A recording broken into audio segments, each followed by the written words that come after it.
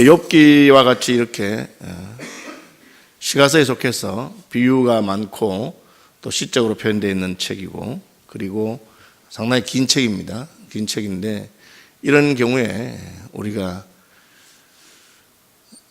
제일 빠지기 쉬운 것은 그 중에 한두 구절, 우리 마음에 드는 구절만을 가지고 그것이 하나님의 뜻을 그대로 잘 드러낸 것처럼 그렇게 오해하기 쉬운 구절입니다. 특별히 그 8장 7절 보시면 내 시작은 미약하였으나 내 나중은 심히 창대하리라. 이 말씀은 굉장히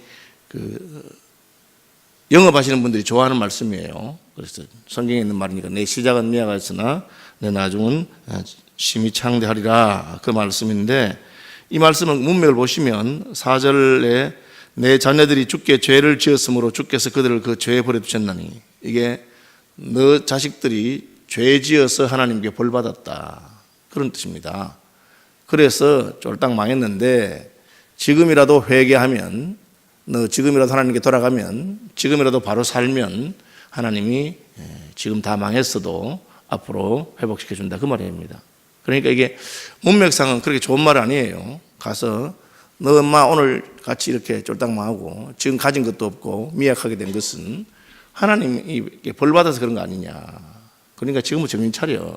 지금은 정신 차리면 지금은 이렇게 망했어도 앞으로는 잘 될 거야, 그런 문맥입니다.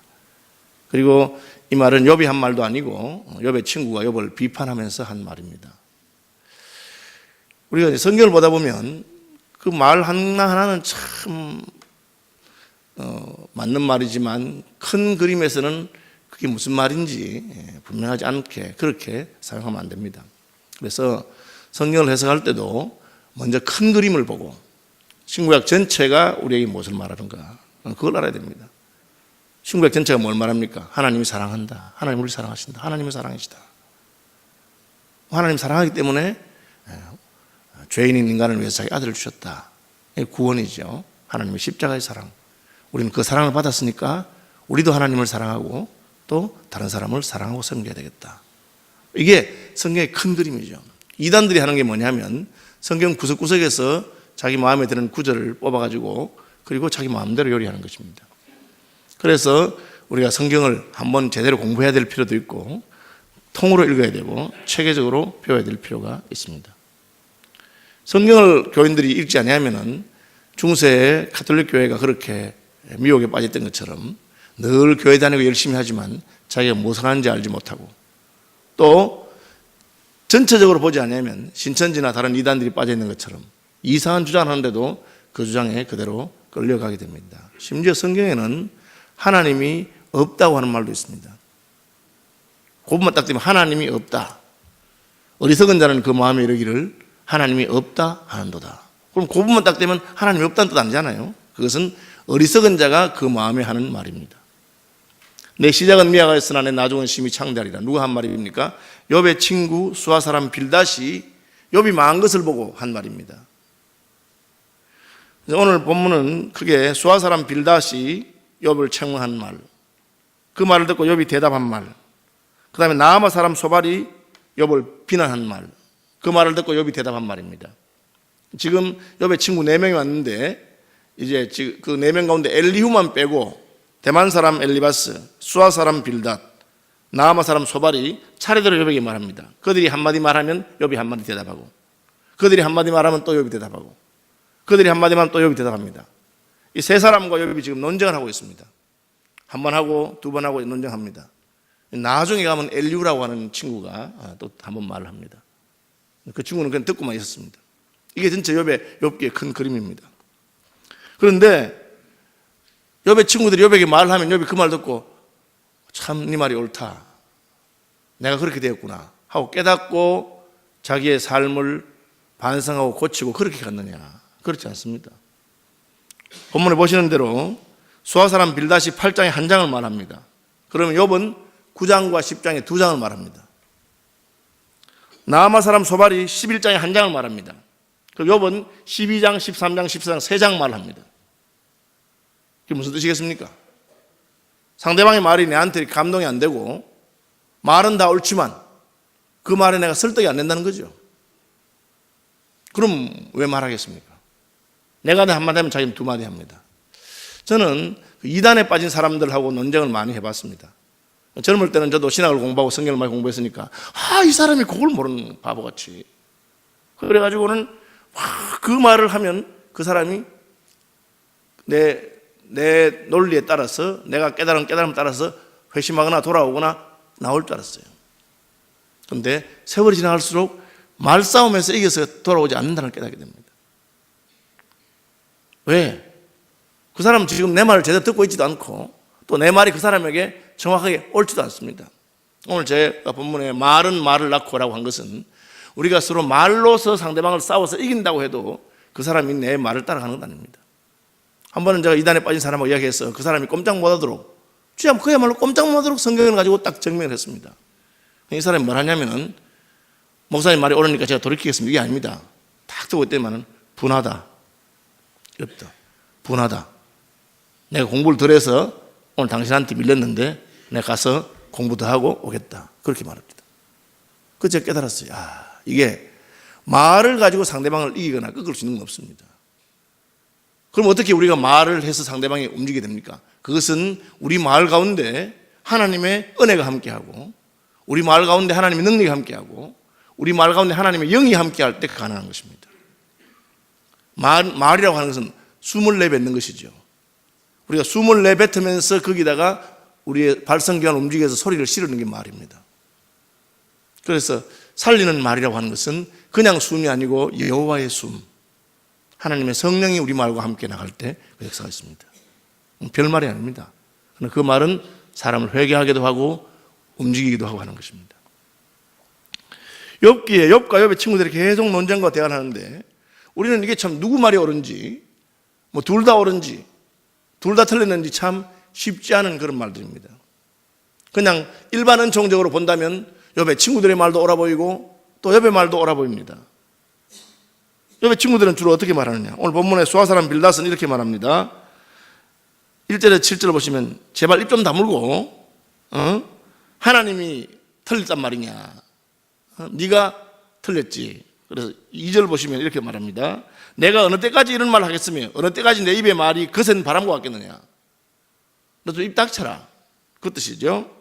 하나님이 어찌 정의를 굽게 하시겠으며 전능하신 이가 어찌 공의를 굽게 하시겠냐? 맞는 말이에요. 내 자녀들이 주께 죄를 지었으므로 주께서 그들을 그 죄에 버려주셨느냐? 이게 틀린 말입니다. 지금 맞는 말과 틀린 말이 섞여 있습니다. 하나님은 공의를 굽게 하시는 분은 아닙니다. 그런데 그것을 가지고 하나님은 공의로운 분이기 때문에 망한 놈들은 죄가 많아서 망했다. 그렇게 말한 겁니다. 왜 틀린 말이냐? 아직까지 욥의 자녀들이 다 망했다고 볼 수 없습니다.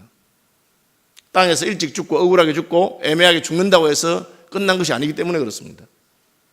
그 후에는 심판이 있고 천국과 지옥이 있습니다. 땅에서 평생 예수 믿다가 고생만 하고 간 사람이 망했다고 할 수 없습니다.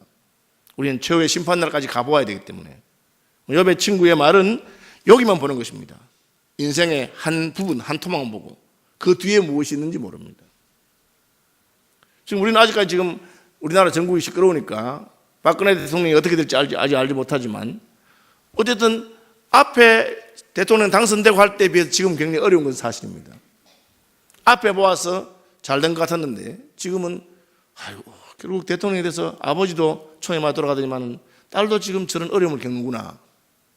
차라리 그냥 정치 안 하는 게 좋았을지 모르겠다. 그런 생각할 수 있습니다. 그렇지만 또 더 뒤에 가면 또 어떤 평가를 받을지 우리는 알지 못합니다. 인생은 한 부분을 보고 하나님은 전체를 가지고 통치하시기 때문에 그렇습니다. 그럼 우리 어떻게 해야 되겠습니까? 욥기 전체의 그림은 욥의 친구들과 욥이 서로 막 하는데 한 장을 욥을 보고 설득을 하고 말하면 욥은 두 장을 말해버리고 또 한 장을 말하면 욥은 세 장을 말해버립니다. 그 말은 뭐냐? 네가 한마디 말할 게 있으면 나는 10마디 말할 게 있다는 거죠. 나도 내 마음속에 생각이 다 있다는 것입니다. 여러분, 교회에서 분쟁이 일어날 때 왜 서로 화해가 안 되고 싸우느냐?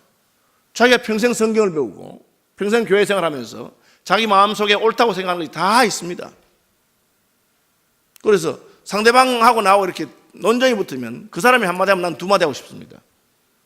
오죽했으면 빌닷은 너 어느 때까지 이렇게 말하겠으며 어느 때까지 내 입에 말이 거센 바람 같겠느냐? 아직까지 너 아프고 괴롭고 힘들다더만 말하는 거 보니까 멀쩡하구나.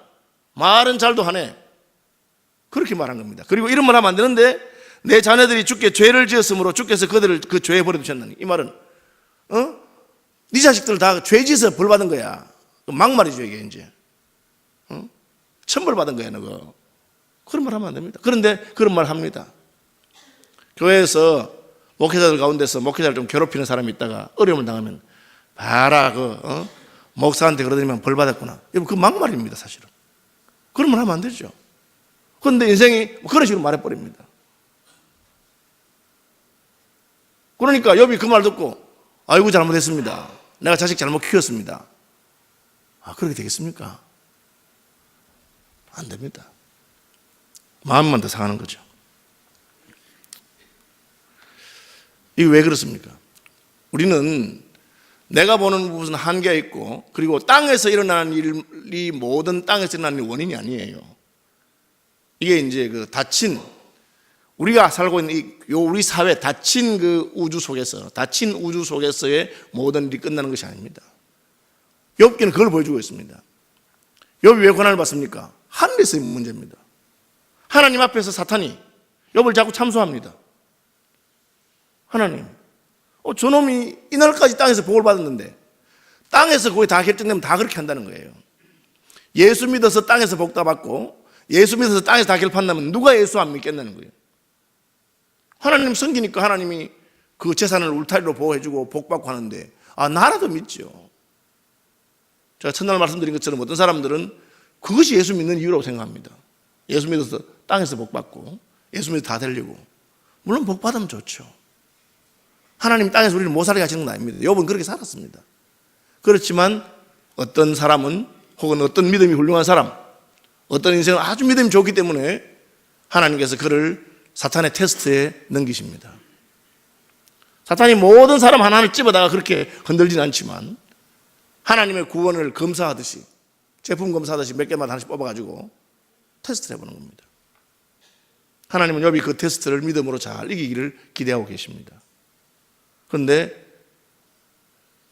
테스트가 점점 심해지니까 욥과 같은 믿음의 사람도 흔들립니다. 괴롭습니다. 그래서 한탄하고 부르짖습니다. 그러니까 친구들이 욥을 도와주기는 커녕 옆에서 야, 너 지금 하나님한테 대항하는 거냐? 그게 지금 수아사람 빌닷이 세 번째 하는 말입니다. 하나님은 공의롭다는 거예요. 그죠?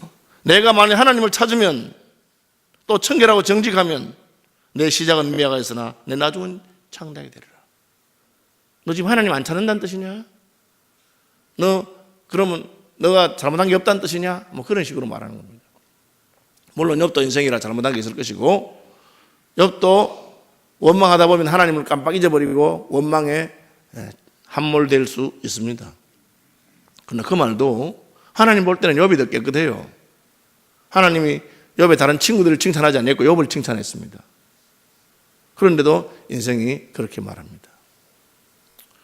그럼 나는 깨끗하지 않으니까 다른 사람에 대해서는 비판도 못한다는 말이냐? 그런 뜻은 아니지만 그렇게 비판해봤자 아무 덕이 없다. 덕이 없다는 겁니다. 저는 그 인터넷 같은 데 보면은 요즘 SNS에 보면은 다른 사람에 대해서 논쟁이 붙으면 하다 안 되면 그 사람 인격을 못 오게 버립니다. 무슨 이제 좌우가 붙었다. 그러면 좌파를 보고는 다 종북이라, 우파를 보고는 전부 다 꼴통 보수라. 그런 식으로 해버립니다. 그거는 이제 인격을 못 오게 하는 거죠. 그래 버리면 그 다음에는 대화는 끝나는 거죠.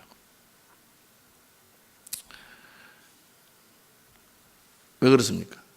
이게 땅에서 일어나니 땅에서 다가 아니고 하늘에서의 어떤 게 있습니다. 영적인 세계가 있는 걸 알아야 됩니다. 그래서 저는 대통령까지 뽑힌 분이 어떻게 그 무당 비슷한 사람 말을 들었을까? 저는 그 자세한 사정은 모르겠는데 앞으로 점점 밝혀지겠지만 영적인 문제가 있는 것이 아닌가 그런 생각을 합니다. 참 진짜 이 나라가 큰 위기에 처해 있구나. 이게 예루살렘이 망하려고 하니까 에스겔서 예루살렘 성전 안에서 우상을 숨기고 숭배하고 그런 게 있었다. 저는 확인한 건 아닙니다. 심지어 어떤 분들은 무슨 그 세월호 사건이 있던 7시간 동안 청와대에서는 구슬하고 있었다. 그렇게 주장하는 분 생겼어요. 제가 근거에 있는 주장이냐? 그냥 그런 식으로 주장하냐? 제가 그런 말 하지 말라고 말했습니다. 그러나 또 마음속 한구석에는 가슴이 덜컥하면서 진짜 그랬을까? 그래서 이걸 어떡하나? 하나님이 진노하신 것인가? 그런 별의별 생각이 다 드는 것이죠.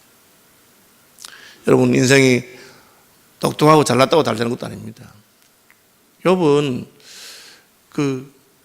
땅에서의 모든 문제로 보면 아무 문제가 없는 사람입니다. 그런데 왜 욥에게 이런 고난이 생깁니까? 지금 하늘에서 영적인 전투가 벌어지고 있습니다.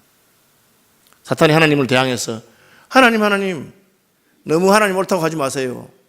다 하나님이 복 주고 잘 되게 하고 하니까 저렇게 하는 것이지. 제가 한번 건드려 볼까요? 하니까 하나님이 해봐라. 욥은 내 기대를 저버리지 않을 믿음의 사람이야. 그렇게. 그러니까 사탄이 막 흔드니까 욥도 흔들립니다. 친구들은 그런 건 까마득하게 모르고 그냥 욥이 지금 당한 어려움과 형편만 보면서 계속 욥하고 정신 차려라. 너 자식 잘못 키워서 그런 거 아니냐. 그런 이야기를 계속하는 것이죠. 예. 이 8절 보시면 청하건대 너는 옛 시대 사람들에게 물으며 조상들의 터득한 일을 배울지어다. 이게 무슨 말입니까? 욥아, 너 옛 사람들의 지혜를 배워라. 너 믿음의 선진들에 따라서 살아라. 그렇게 말하고 있습니다. 그 말도 맞는 말이죠. 맞는 말이긴 하지만 욥이 옛 사람들보다 믿음이 없는 사람이 아닙니다. 욥은 그야말로 성경을 말하면 아브라함이나 다니엘이나 그런 노아나 그런 정도의 반열에 올라갈 수 있는 믿음의 사람입니다. 욥을 보고 너 옛 사람들에게 배워. 그렇게 말하니까 그 말이야 맞는 말이긴 하지만 적용이 옳지 않습니다. 수하사람 빌닷의 마지막 논쟁은 뭐냐면은 의로운 사람 하나님께서 살려주시고 의롭지 않기 때문에 다 망한다. 그렇게 20절 하나님은 순전한 사람을 버리지 아니하시고 악한 자를 붙들어주지 않는다. 하나님이 너를 안 붙들어주는 것은 네가 악하기 때문이 아니겠느냐. 그렇게 말합니다. 굉장히 우리가 조심스러운 것이죠. 하나님 말씀을 다른 사람들에게 적용할 때 특별히 조심해야 됩니다. 우리가 그분들의 상황을 다 알지 못합니다. 아직 일이 끝난 게 아닙니다. 뚜껑을 열면 천국에서 우리가 생각할 때 예수 믿어서 참 지질이 고생만 하고 남들이 알아주지 않는 그런 사람 가운데도 욥과 같은 고난 가운데 믿음으로 산 사람이 있을 가능성이 얼마든지 있습니다. 실제로 보면 하나님이 천국까지 안 가도 욥이 옳았던 것을 증거하시는데 그것은 욥의 말년에 가면 하루아침에 모든 게 뒤집어져서 그 쫄딱망한 자리에서 욥이 이전보다 갑절이나 부자가 됩니다. 요즘 같은 시대는 여러분 부자가 된다는 게 통장에 동그라미 하나만 넣을 때마다 10배씩 되기 때문에 이런 시대고 이건 화폐경제 그런 시대고 옛날에는 실물경제 시대입니다. 그때는 배가 부자가 된다는 게 너무 힘든 시대예요. 실제로 물건이 내 마음 사이에 있어야 되기 내 창고에 물건이 배나 사이에 있어야 되는 것이지 그냥 종이 쪼가리 돈이라고 하는 그게 있는 건 아니거든요. 하나님이 욥이 죽기 전에 벌써 보여주었습니다. 여기만 보니 조금만 더 길게 봐도 그러나 우리가 죽을 때까지 그 사람이 하나님 앞에서 땅에서 복을 받지 않아도 천국에서 하나님께서 복을 주는 경우도 얼마든지 있다고 생각합니다. 제가 가까이 알고 있는 분 가운데 가장 믿음 좋은 분 중에 한 분은 저희 아버님입니다. 저희 아버님은 진짜 믿음의 사람이셨습니다. 지금도 제가 유품을 남기고 있는 젊은 시절에 일기장이 있는데 보면 아주 믿음의 사람입니다. 그런데 아프셔서 일찍 세상을 떠났습니다. 40이 되기 전에 세상을 떠났습니다. 아내와 사랑하는 자식도 떠났죠. 실패한 인생인가? 저는 그렇게 생각하지 않습니다. 우리 하나님이 어떻게 살았느냐가 남아있을 것입니다. 복 주고 안 주고 하시는 것은 하나님이 알아서 하십니다. 때로는 하나님께서 우리를 높이심으로 영광을 받으시고 때로는 하나님께서 우리를 낮추심으로 영광을 받으십니다. 욥기의 큰 그림은 그것을 말하고 있습니다. 욥이 하나님이 칭찬하는 그런 의인이다. 그렇기 때문에 욥에게는 사탄의 더 큰 시험이 있고 사탄의 더 큰 고난으로 그를 괴롭히는 것이 있다. 욥은 그 고난 가운데서도 잘 견뎠다. 그래서 하나님 칭찬하셨다는 것입니다. 또 한편의 교훈은 욥과 같은 의인도 사탄이 흔들려고 흔들면 낙심하기도 하고 좌절하기도 하고 분노하기도 하고 논쟁하기도 하고 그렇게 한다. 그래서 어떻게 하느냐? 그건 하나님께서는 욥이 넘어질 때까지 두지 아니하시고 친히 나타나셔서 욥을 위해서 변호하시고 훈계하신다. 그래서 이 부분은 신약과 연결돼서 인생이 아무리 어려워도 욥과 같이 어려워도 쓰러질 수 있지만 그래서 하나님이 개입하신다. 여러분 우리가 그냥 대충 살려고 하면 하나님이 필요한 걸 별로 못 느낍니다. 진짜 한번 제대로 살려고 해보십시오. 얼마나 힘드는지. 제가 목사가 되고 나니까 더 참 나는 내가 어떻게 목사 못하겠는구나. 진짜 하나님 나는 아무것도 아니군요. 저는 예정론을 믿는 사람입니다. 왜 예정론을 믿게 됐느냐? 그냥 하나님이 예정하시면 저절로 구원받는다 그 뜻이 아닙니다. 제가 하나님이 원하시는 그 믿음의 사람으로 살려고 노력해보니까 안 되는 거예요. 진짜 힘써봐도 하나님의 기준에 도달하지 못하는 깨닫게 됐어요. 결론은 나는 나를 구원할 수 있는 능력이 없다. 해보니까 안 된다. 그런데 어떻게 내가 구원받습니까? 하나님이 나를 구원하시기로 작정하시고 그분이 나를 붙드시고 지켜주는 것입니다. 그것이 우리가 깨달을 수 있는 바이죠.